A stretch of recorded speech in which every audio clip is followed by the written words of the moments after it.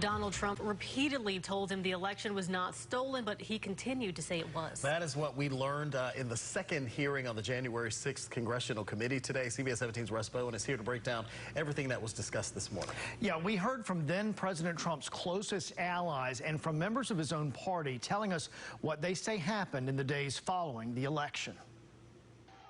Why did the people who stormed the Capitol on January 6th think the election was stolen in the first place? The House Congressional Committee says it was because Donald Trump told them it was, despite all the evidence saying otherwise.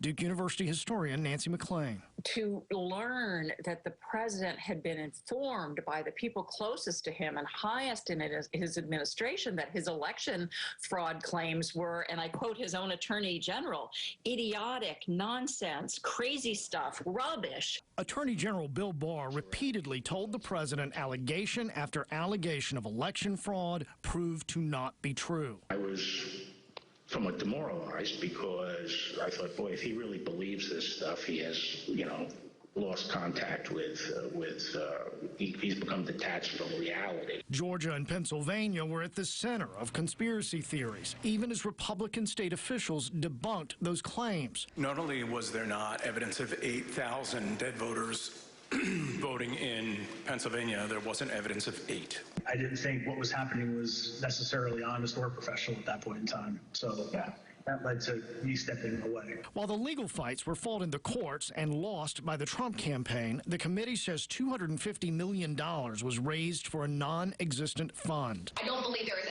actually a fund called the Election Defense Fund. He told his own supporters in emails that they were going to be supporting litigation to stop this stolen election, but he knew they were lies. And when they actually got the money, the entities that people were paying money for turned out to be essentially fraudulent. And that next hearing is this Wednesday at 10 in the morning. Of course, guys, we talked about this last week that just around 19 million people watch, which is a pretty huge audience. It's like Monday Night Football. Probably not quite as much because it's 10 in the morning, but there's so many platforms you can watch it. Right. People will have time to catch up, of course.